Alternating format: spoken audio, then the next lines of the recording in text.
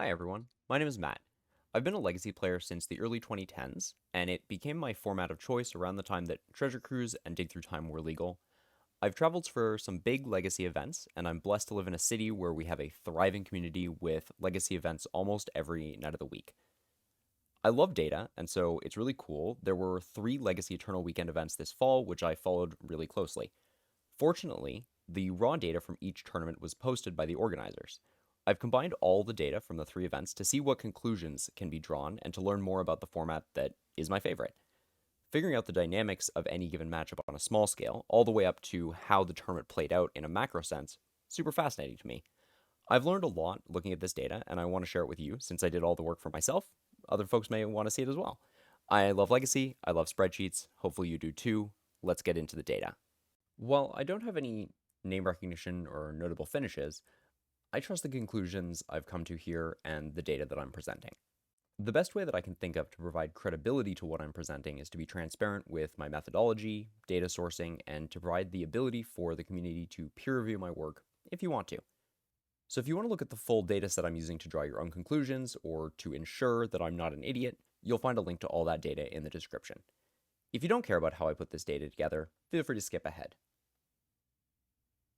To start, I pulled all of the match results, along with the deck lists and names from the melee.gg event websites for Europe, Japan, and North America. This data was in the form of round number, table number, player 1, deck 1, player 2, deck 2, match result. It is important to note that the name of the deck didn't necessarily correlate to the contents of the deck list. I first noticed this when I was looking at the data from Eternal Weekend Prague, where Melee.gg showed 4C Snoko as a top played deck, despite Oko Thief of Crowns not being the legal card to play. This prompted me to question how accurate these deck names were and whether I could trust the metagame breakdown shown on Melee. In short, I couldn't, so I needed to clean up the data. To my understanding, services like MTG Meta.io, MTG Decks, and MTG Goldfish all use an algorithm to scan the contents of each deck and categorize them automatically without needing a human to go through and manually assess each deck. This is great for efficiency and gives us extremely fast access to the surface level data, but algorithms are opaque, and so we have to take it on faith that they have assessed it correctly. To be clear, they probably have done it correctly. I just can't verify that for my own sake, so I wanted to do this from scratch because I'm curious. I don't have the programming chops to build something like that, an algorithm of that sort, and show my work. I'm just a person. So what I did this the slow and tedious way. I reviewed every single deck list of the 2,367 posted deck lists and matched them to a common deck name. Combined, there were roughly 8,500 matches in total. I've broken those matches down into a winners metagame and a non-winners metagame. Roughly 4,600 matches had an outcome that could lead to a top 8 finish, whereas 3,900 matches contained only players with records eliminating them from top 8 prior to playing that match. I'll touch on this more in a little bit. I have excluded draws from my dataset for simplicity's sake. This is a wealth of data that we haven't seen in a long time, maybe ever, to be honest. Melee.gg is a fantastic tool for tournament organizers and for us, the community, to be able to follow tournaments in real time and to be able to see the data afterwards. There were, like I said, 2,367 total players across the events. This is our metagame breakdown for the 3 tournaments combined. I have grouped decks that were piloted by 9 or fewer players combined across the 3 tournaments into the other decks category. At a glance, the format looks relatively healthy with no deck comprising more than 10% of the field. Overall though, our most played decks are Blue Green White X Beans at roughly 8% of the meta, Boros Initiative at roughly 5.5, Grixis Delver and Temur Delver at 6 and 5% respectively. Scam and Lands each made up 4.5% of the field once the events were combined. Below those decks, we start seeing a smattering of combo decks and less popular fair decks, including 8cast, Reanimator, Painter, Sneak and Show, Rhinos, Death Shadow, and Cradle Control. Orcish Bowmasters seems to have pushed some decks lower in the format. D&T, Elves, and Traditional Goblins are less played than we would expect without Bowmasters in the format. D&T is still represented at 3.5% of the format, but it's typically a much more popular deck at tournaments like this, primarily due to how affordable it is to build while still being a powerful and competitive deck. Ultimately, from a representation standpoint, the format looks healthy. If a deck has a disproportionate win rate, that might affect how we view the health of Legacy. Currently in Legacy, there are 3 major archetypes that are the decks to beat. Blue-Green-White-X Beans has become the de facto control mid-range blue deck of the format, with the printing of Up the Beanstalk allowing it to pull far ahead of the other fair decks in the mid to late game. This deck is defined by a core of Bant control cards, splashing either black for Bowmasters, red for Fourth Ear Lingus, or both red and black for Maximum Greed.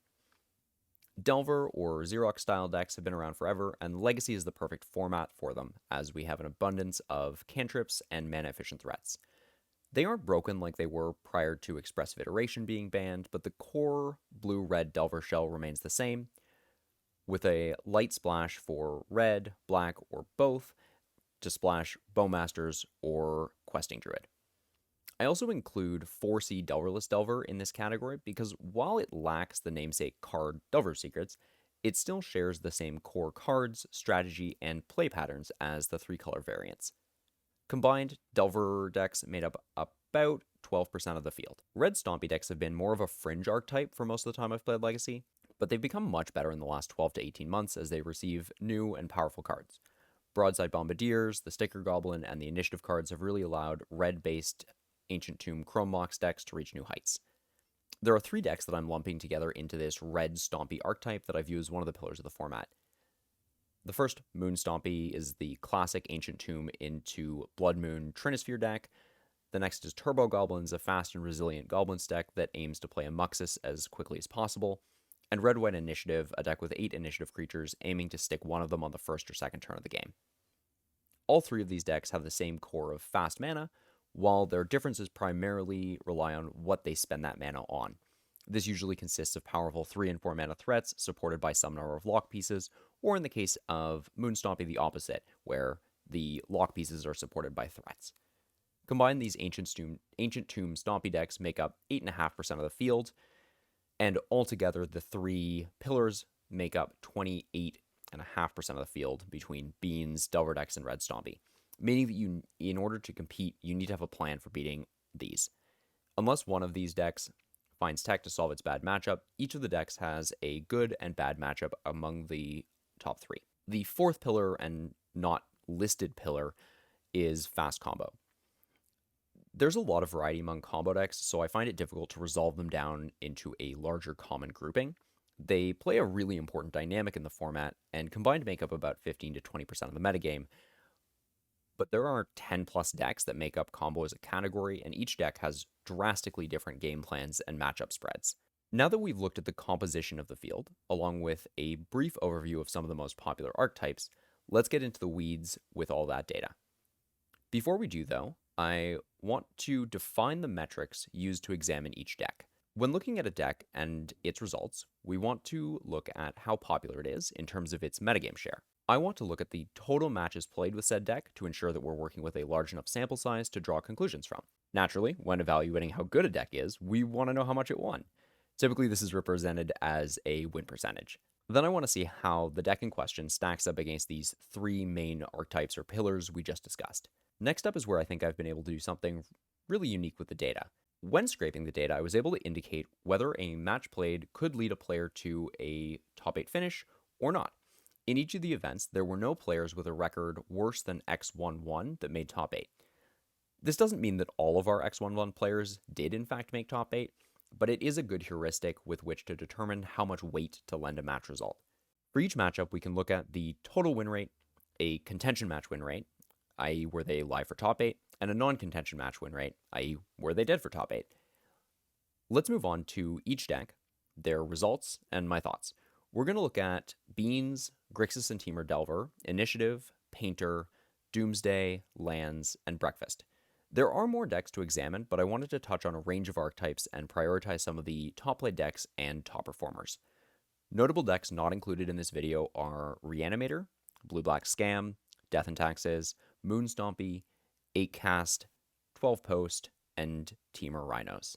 The first deck up is Blue-Green-White-X Beans, or Beanstalk Control, or 4C Soup, or 5C Bean Pile. We have a bunch of different options in terms of deck construction regarding how greedy we want our mana base to be, and which threats or answers we want to give us the best shot. Overall, the deck represented 8.1% of the metagame. It was a deck that won both Eternal Weekend Japan and Eternal Weekend North America, making it the deck to beat. Across all three tournaments, it put up a record, winning in total roughly 52.5% of the time. This isn't the highest win percentage we'll see among the top decks, but overall it had a favorable matchup against Delver decks, going 93 to 73.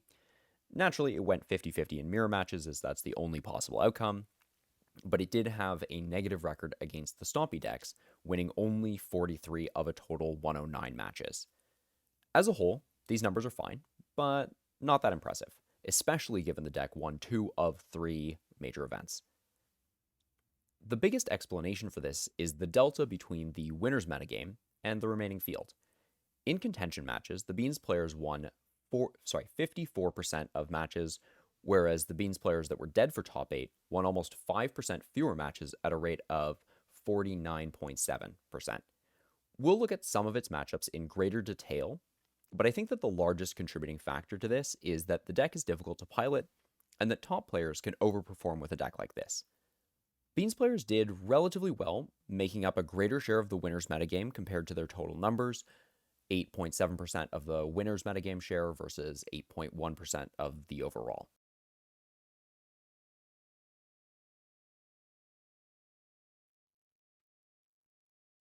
This is where the in-depth numbers help us to understand each matchup, the dynamics, and where a skill level can play an outsized role. If we look at the more granular breakdown of the top decks, we see that, as expected, the Stompy decks are a poor matchup for Beans. They tend to apply a lot of pressure and can be extremely challenging to stabilize against. Moon Stompy appears to be the best matchup among the category, or the least bad. I found this unintuitive when I looked at this at first, as I had assumed that Blood Moon would be an advantage against the greedy mana base. Beans won almost half of its matches overall and went an even 8-8 in contention matches. While Blood Moon is extremely effective in the matchup, this version doesn't typically run Cavern of Souls, and apart from the filtering available with Fable of the Mirror Breaker, does not have any way to regain resources spent early in the game. Play patterns typically involve being force-checked on turn 1 or 2, then answering their threats 1 for 1 until they run out of cards, then jamming a Murktide or Triumph of St. Catherine for the win. Essentially, as long as the Beans player doesn't die to Blood Moon, they are well equipped to handle the rest of the Moon Stompy deck. Boros Initiative has a significant gap between contention and non-contention matches. It's a bad matchup either way, but it has a lot of play to it. In non-contention matches, it was almost a 50-50, with the Beans deck losing 10 of 19 matches, close enough to be not confident about which deck is favored. At the top tables, it was a totally different story though. Beans won only 18 of 52 matches, or roughly 34.5% of its matches against Initiative. This is likely due to a combination of two factors. First, Initiative is hard to interact with. Cavern of Souls on human turns off Force of Will and means that the Beans player must contend with fighting for board control. Once an Initiative creature has resolved, the Undercity, slowly ticking up, regains resources spent early or applies a very fast clock until the Beans player can successfully contest the board and deal the opponent damage. Secondly, Initiative is a difficult deck to play at a high level. It requires a lot of format and sequencing knowledge to decide what hands to keep and how to sequence your threats. I'd wager the Initiative players in the winner's metagame are simply significantly better than the players in the loser's metagame. It's by no means unwinnable for Beans, but it requires a combination of deck building choices, understanding where to pick your fights, and to be honest, a little bit of luck. Learning to read when to counter a Chrome Mox with your Force of Will instead of holding it for the threat, which might be uncounterable with Cavern, or which threats to counter versus remove, is tough. The more mid-range version of Beans with Triumph and Murktide have a lot more play against Initiative, as we can contest the board and attempt to gain the initiative, become the Monarch, and so on. The Uro and 4th Irolingus versions that splash red in lieu of black are much worse here, as they rely on a game plan of killing and countering everything until they can resolve a win con. Cavern into Initiative creature is very, very hard for that version of the deck to beat. Turbo Goblins is probably the worst of the three Stompy decks for Beans to encounter. There's less data here, so I feel a little bit less confident in these numbers, but they are roughly what I would expect. Turbo Goblins has a similar dynamic to Initiative for the first few turns, and then as the game goes along, they can actually outcard the Beans deck using a combination of Goblin Matron, Ringleader, and Muxus. Beans won only 30% of its 13 matches, going 4 and 9. This deck is real and may continue to increase in popularity if Beans remains the top deck. I'll revisit these dynamics in a moment, but this is a deck that can go either under or over or both around Beans. Let's move on to the Delver matchups. I'm not entirely sure what to make of the Delver results here. Roughly 50-50 versus Grixis Delver, but heavily favored at 65 against Temur Delver.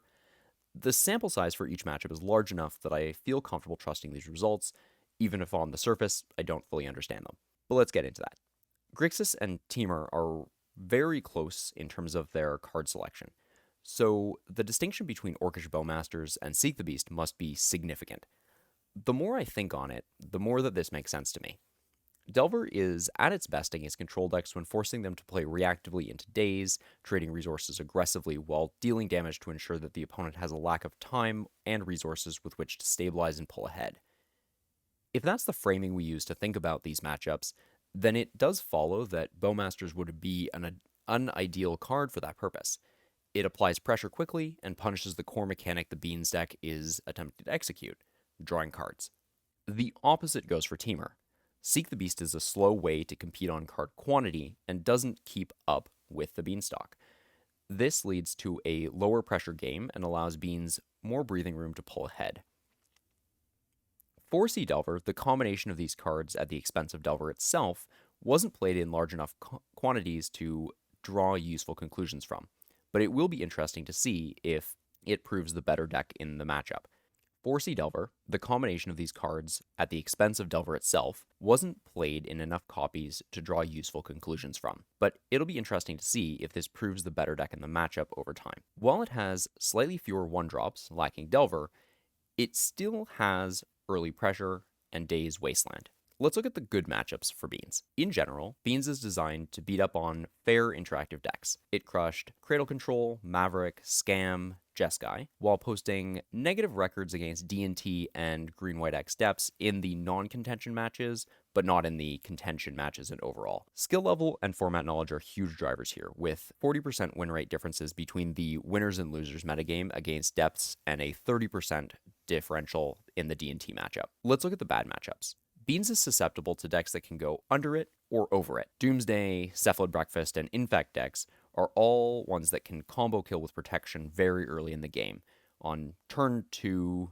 3, or in the case of Doomsday, turn 1 potentially. All three of these matchups are worse at the top tables. Infect is actually crazy here. It won more than 80% of matches played against Beans. The decks that go over it are the classic control killers. We have lands and 12 Post, both slightly favored in the matchup. Traditional Aether Vial Goblins, similar to Turbo Goblins, can outcard Beans and is difficult to interact with when resolving a Muxus and other goblins via either Cavern or Vial. Beans is a good deck. Maybe even the best deck, but it's definitely beatable. It just requires skill and format knowledge to succeed with. If you're a Beans player, consider dedicating additional sideboard slots to fast combo, adopt a fast threat like Murktide Regent, so that you can go under decks like 12 Post and Goblins and pressure combo decks. If you want to beat Beans, I think it's pretty obvious. Go with fast combo or go with go big decks.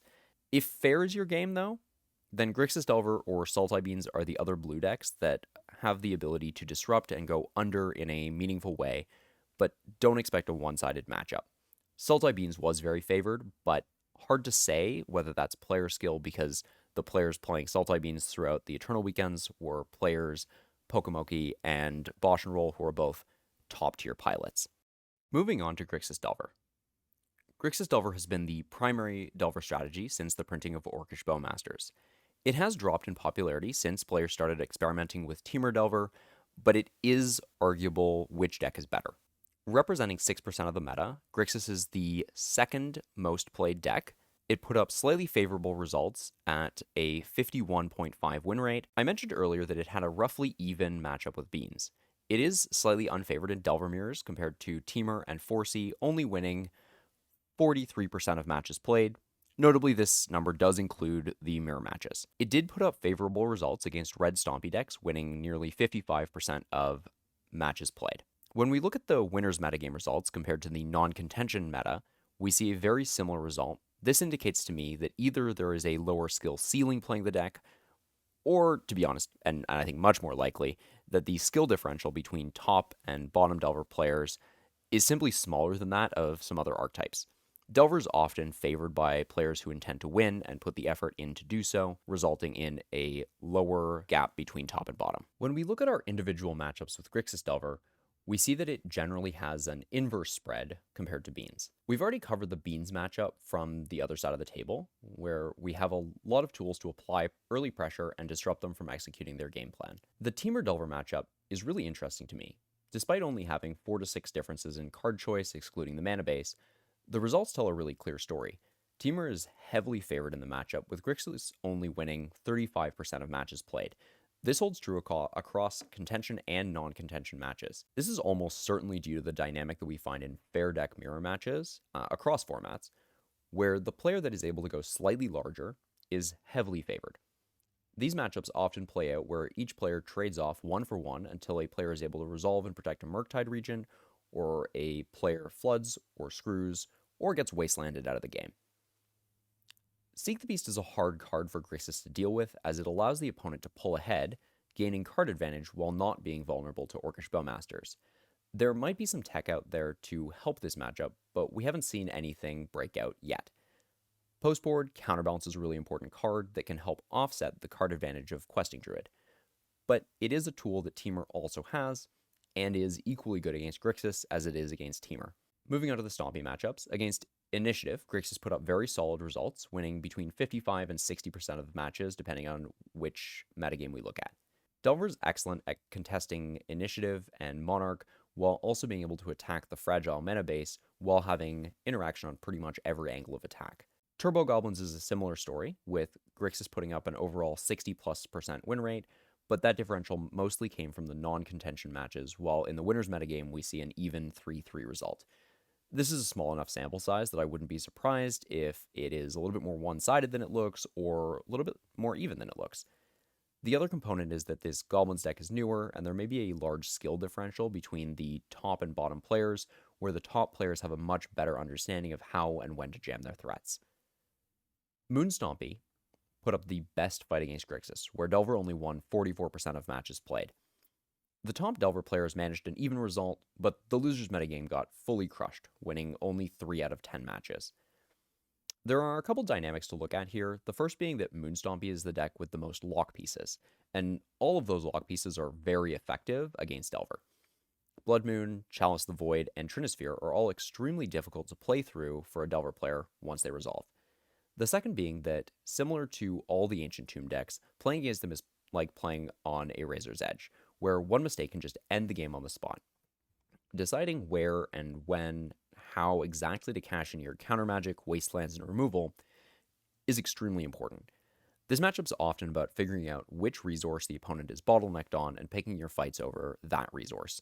Moving on to the good matchups, the matchup spread, like I said, almost exactly inverse to the Beans decks.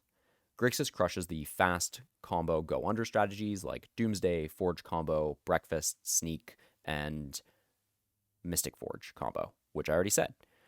Fast threats with Wasteland, Daze, and Force of Will, they've been a winning combination against combo decks forever. Matchup data really supports that. 12 Post and 8-Cast are non-combo decks that had the worst matchups against Grixis. Both decks struggle with early pressure in Wasteland. 8-Cast has similar dynamics to the red Stompy matchups, being in essence a blue Stompy deck, the trade-off being made by 8-Cast is to opt for some more staying power in the form of Thoughtcast and Thought Monitor, but this opens the deck up to Bowmaster vulnerability while removing some early pressure. Patchwork Automaton and Kappa Cannoneer are powerful threats, but they don't clock as quickly as the red decks can. 12 Post is a deck that I have difficulty evaluating its side of the matchup, as it's generally outside of my range to play with, but playing against it, I have lots of experience. Often, I find that picking fights early and often, killing their smaller plays, Elvish Reclaimer, Force of Willing a crop rotation, context dependent, can prevent them from assembling a turn where you lose your ability to interact with something like Cavern into Primeval Titan or Emrakul the Aeon's Torn. I do want to see more data from the Breakfast matchup before definitively saying that it's heavily favored from Grixis, as we see in the data. We do see a huge disparity between contention and non-contention match results.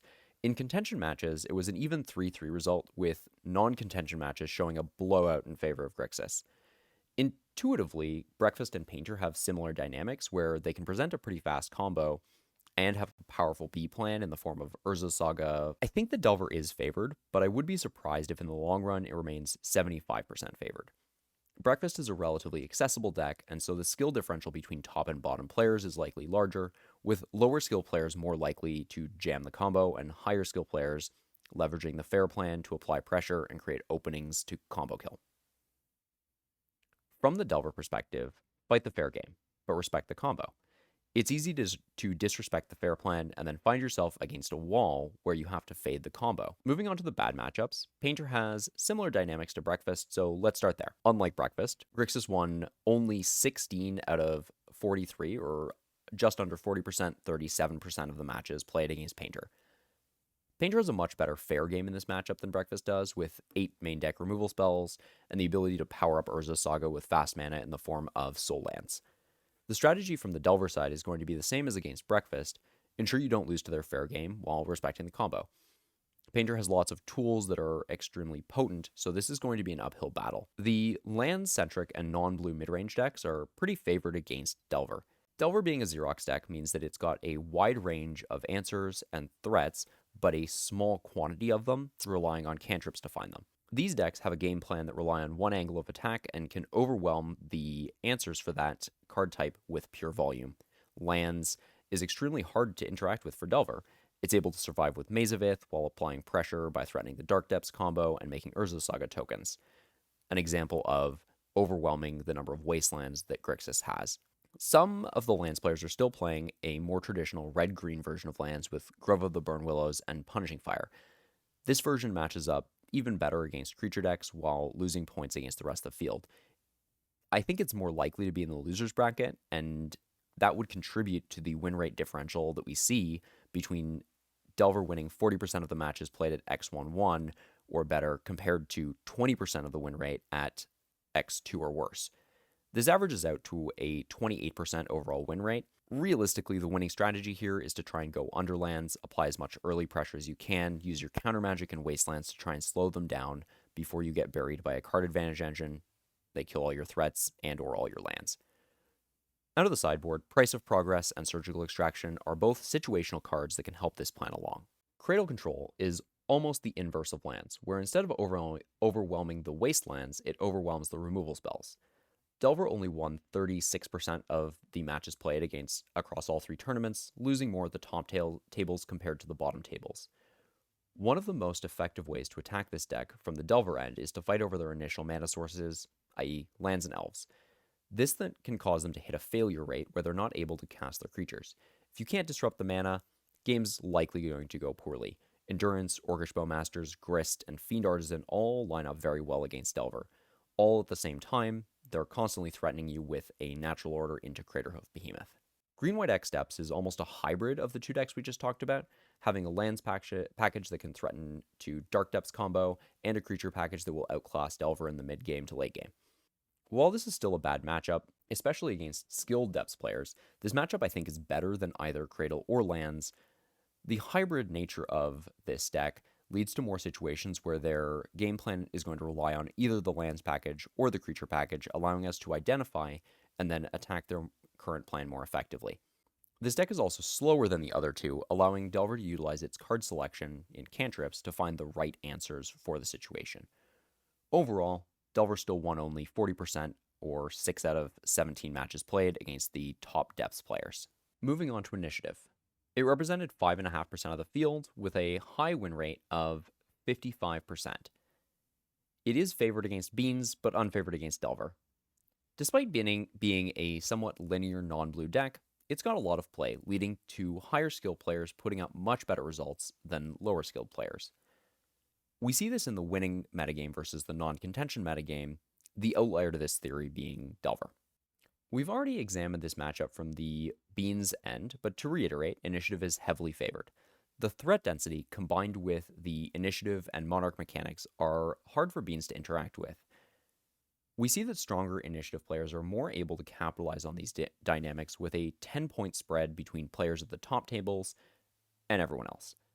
On the other side of the Delver matchups, Grixis and Temur Delver both cause problems for this deck, applying early pressure, being able to interact with both the Initiative and Monarch with flyers.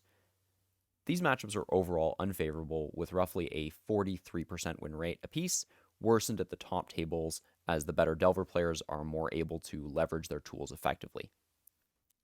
Wasteland, removal, and flyers are hard to stop. Temur is likely a slightly worse matchup due to being more resilient to sideboard Blood Moons and being able to pull ahead on cards with Seek the Beast. In red Stompy mirrors, we see the same dynamic we explored in the Delver mirrors, where the larger deck more often wins. Moon Stompy was a favorable matchup, as they spend their card slots on lock pieces that miss our threat and interaction composition, whereas Turbo Goblins mops the floor with Initiative, where it can go much larger and much bigger while playing a very effective ground game. Looking at our good matchups, this deck is excellent against the smaller Fairish decks and the much larger control decks. 8-cast, Painter, and D&T all have difficulty with the size and speed of threats from Initiative, Painter being the deck that seems the most effective against Initiative, where it went 13 and 13 in contention matches, likely due to player skill on the Painter side. Painter is a very hard deck to play. Jeskai is, for the most part, a worse version of Beans right now, with even fewer ways to interact with the Initiative and Monarch. It's basically further on the control end from the red Splash Beans decks. As somebody who's played a lot of Jeskai, I don't think the matchup's quite as bad as it appears here, but I think that a very large contributing factor is that most of the top control pilots have likely moved on to Beans as their deck of choice. Lands is interesting. While the Initiative mana base is fragile, delicate to Wasteland, it can apply pressure fast enough that it's able to mitigate Loam into Wasteland as a strategy. In addition to the fast clock, the main deck Archon of Emeria and sideboard Magus of the Moon are very effective lock pieces that don't dilute the beatdown plan of this deck. The bad matchups for this deck are primarily combo decks. Initiative lacks a robust disruptive package like what we'd find in Moonstompy, instead relying on resolving a turn 1 Chalice of the Void for 1, and hoping that that's enough, backed up by a few copies of dedicated sideboard cards like Nullrod, Fairy Macabre. If you're playing Initiative, hope to dodge combo, prioritize a lock piece, and I would explore copies of Trinisphere between the main and side to help shore up these matchups, depending on what exactly is causing you difficulty. Rhinos and Cradle are both non-combo decks that can prey on Initiative. Rhinos can go bigger and faster, and it's able to dodge a lot of the lock pieces and disruption that Initiative has. Chalice on 1 doesn't do anything against Rhinos, as an example. Winning only 26% of matches played, Initiative doesn't have a lot of meaningful ways to interact with this. Chalice for 0 is probably one of the best options, as you can stop the Cascade Rhinos card from coming off, even Cascade or non-Cascade. Again, Trinisphere I think will help this matchup a lot. Cradle Control is close enough at 10 wins and 11 losses that I wouldn't necessarily, based on the data, say that it's a terrible matchup, but they have the ability to go big quickly while having redundancy and card advantage engines. This is a matchup where Initiative, I think, has to play the beatdown role and try and go under them. Temur Delver is extremely similar in matchup spread to Grixis. So without reiterating a lot of the same points, there isn't a lot to say here. Making up 5% of the total metagame and winning 51.5% of matches played, it performs roughly the same as Grixis, with some key differences in some key matchups. Significant distinctions here being a favorable Delver mirror and a worse Beans matchup.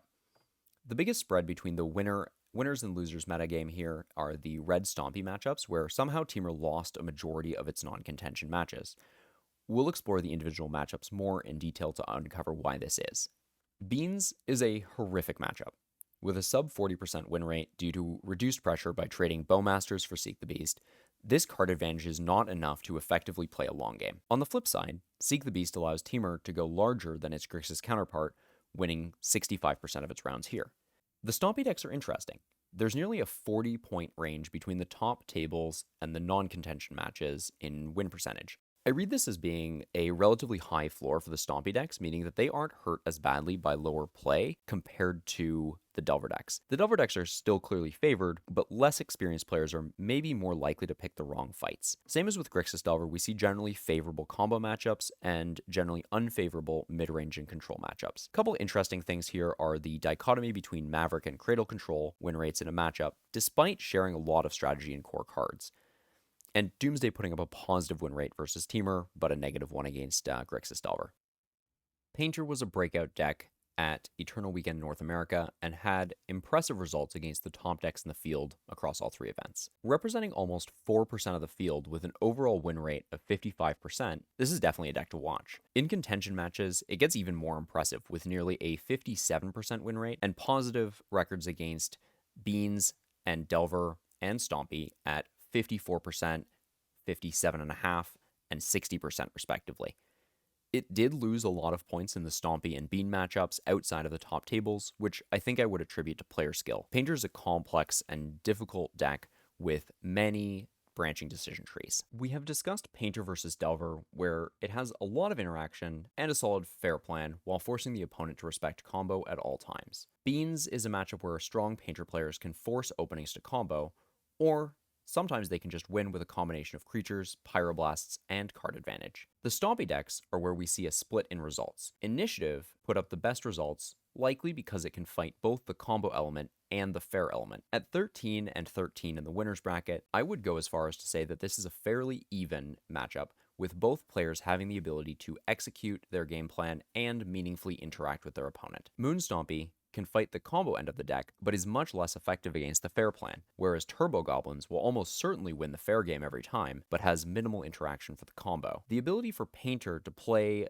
a matchup like this on either axes, fair or combo, depending on the situation, allows it to leverage the vulnerability of each deck. Our good matchups with Painter are the fairer decks and Reanimator. The multiple axes of the deck to attack with a fair plan and threaten combo is an effective way to combat these more fair decks. Reanimator is a slower combo deck in that it can execute its plan turn 1, but Painter still has the ability to win the game through a turn 1 Reanimate Big Creature or Grief Reanimate Grief plan. Painter's card advantage is in the form of onboard advantage, Goblin Welder and Goblin Engineer into Phyrexian Dragon Engine type stuff, and so it's much more resilient to discard spells. The deck has minimal amount of interaction against fast combo, meaning that these make up a majority of its bad matchups. Omni and Sneak are especially awkward, as game 1 the combo is not possible due to main deck Emrakul shuffling itself back into our opponent's deck. Postboard, we have the ability to Surgical Extraction to remove the Eldrazi and finish milling them using the combo. Our opponents, Sneak and Omni, still have the ability to combo underneath us. Doomsday is possibly the best turn 1 combo deck in the format. It can fully end the game on turn 1 with a Dark Ritual into Doomsday, often with force backup. It made up 2.1% of the meta and had a 52.5% win rate.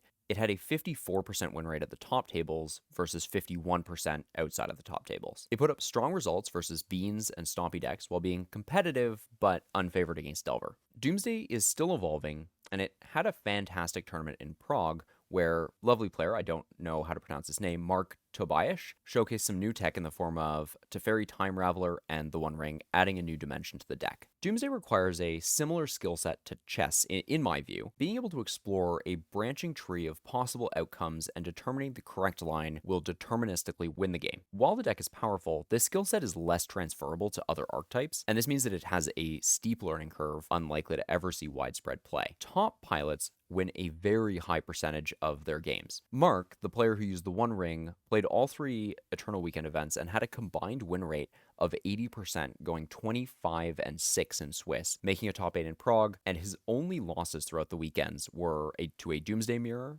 Oops All Spells, Boomer Jund, Mono Black Aggro, Grief Reanimate type stuff, Reanimator itself, and 8-cast. Doomsday preys on non-blue decks and can fight through multiple pieces of interaction from blue decks. It put up a 60% or higher win rate at the top tables against Beans, Teamer Delver, Initiative, Lands, Reanimator, Painter, Moon Stompy, Death and Taxes, Ad Nauseam Tendrils, Depths, and Rhinos. Counterspells plus Pressure are what beat Doomsday though.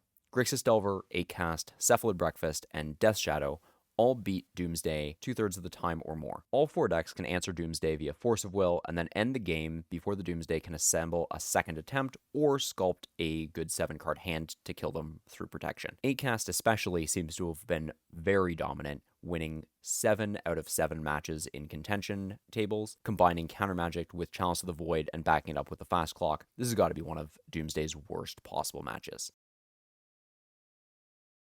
Lands made up 4.3% of the meta, winning 50% of matches played. Traditionally, Lands is designed to prey on fair blue decks, and that's what we see here. It went 56% against Beans and 66% against Delver. It did struggle against the Stompy decks, winning only 1/3 of matches played. Lands is great against fair decks. Loam and Explore give it +2 cards every turn, while neither of those cards is a particularly profitable target for counter magic. Maze of Ith and Urza's Saga wreck creature strategies, while recurring Wasteland and Ghost Quarter will strip the opponent of their lands. These pieces provide the solid core, while the Depths and Stage combo threaten to win the game on the spot. Beans and Delver decks struggle here. Lands winning a majority of games, 55% versus Beans and Rug Delver, 70% versus Grixis Delver. Lands did lose most of the games it played against red Stompy decks. The combination of fast pressure and Blood Moon effects are potent at beating lands. On the other hand, Lands beats the other fair decks pretty well. 70% versus Shadow,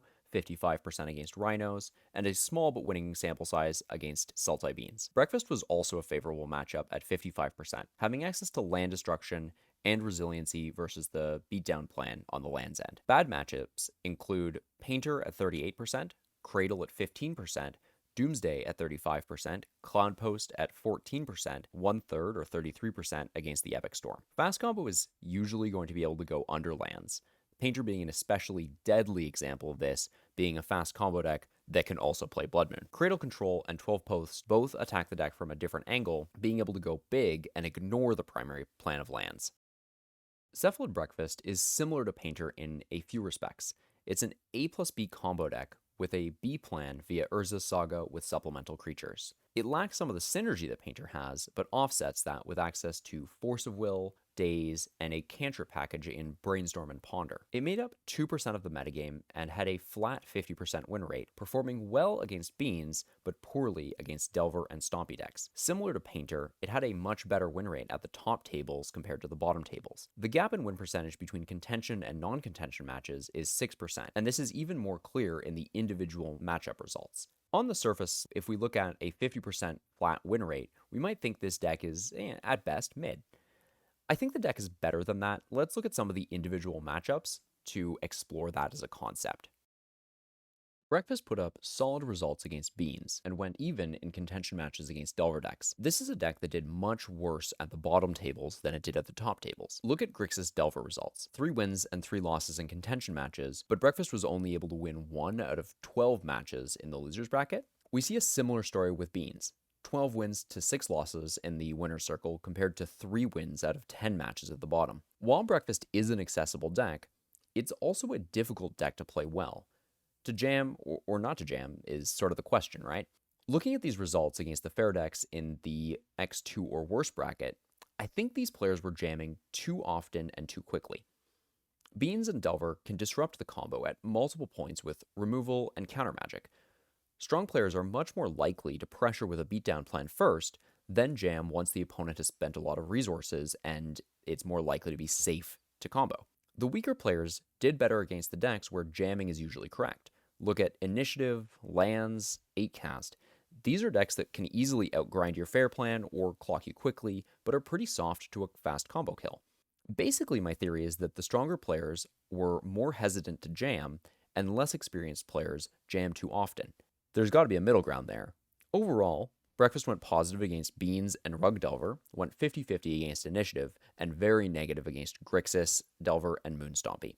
It posted impressive results against combo and some non-blue decks, 80% versus Sneak, 66% against Cradle, 80% against Doomsday, and 83% against 12 Post. Looking at the bad matchups, Breakfast got destroyed by 8-Cast, Sultai Beans, and D&T, posting sub 30% records there. 41% against lands, but we already discussed the lands matchup just a little bit earlier. We're going to close out quickly with a lightning round of decks I didn't go in depth on. Dimir Scam had roughly an even win rate, lost at the top tables, but performed well outside of contention. Generally, it's good against combo, weak against Beans. Reanimator had a poor performance at pretty much all tables. Basically, the combo turns are still beatable by some decks, and it's pretty weak to sideboard interaction. 8cast had roughly an even win rate, perfectly reasonable, but nothing exceptional. I've heard folks attribute this result to Bowmasters, but I think it might be more that this isn't the best deck at any of the things it's trying to do.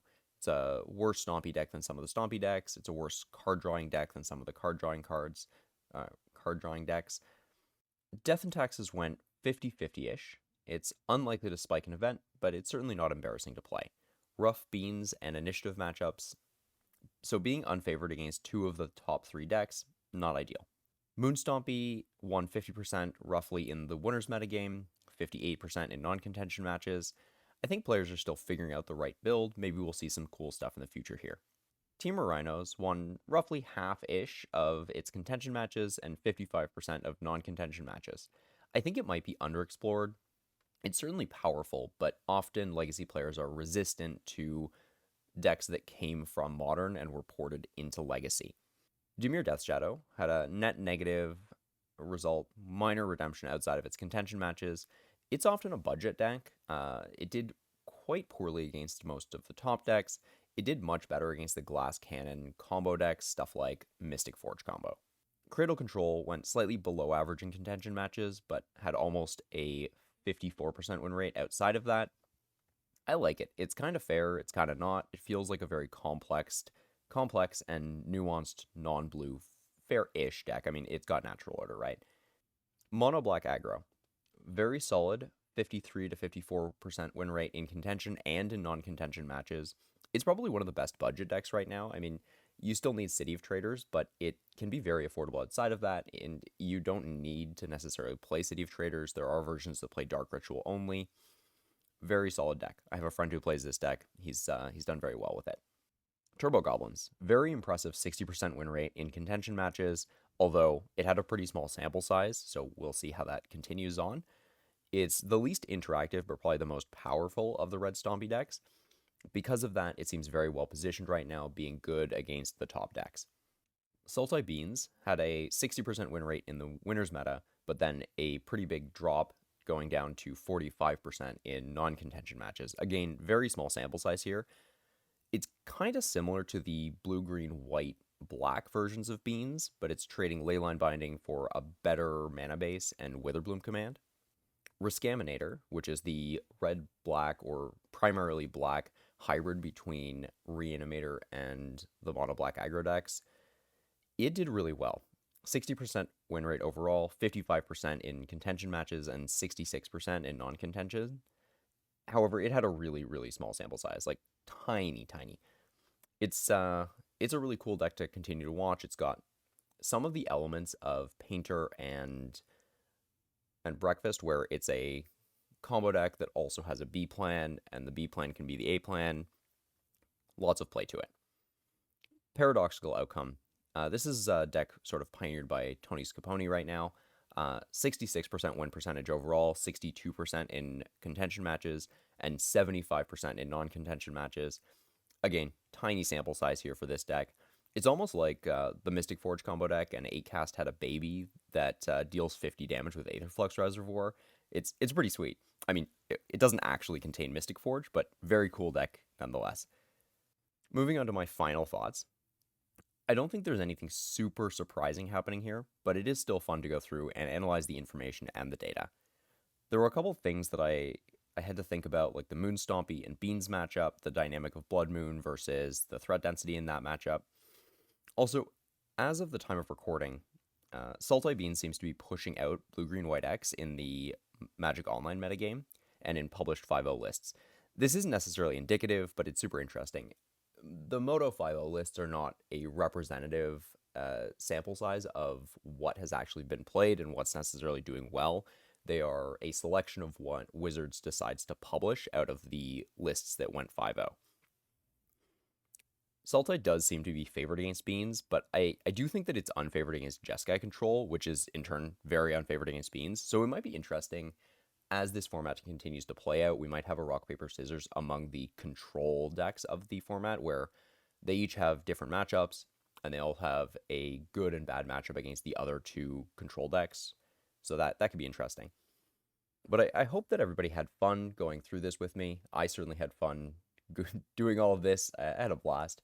Um, so if you enjoyed it, please let me know. Or if you didn't enjoy it, or if you have any thoughts or any critiques or anything, would love to hear it. But thanks for spending the time with me. This has been such an honor, and I'm so happy that we have such a volume, and it's just great to have big legacy tournaments again. Like I can't state or overstate how exciting this time is. It's been years since I feel like we had legacy tournaments like this, and so it's great. Uh, if y'all are celebrating the holidays or anything like that, I hope you all have happy holidays. Again, my name has been Matt, and thanks for hanging out.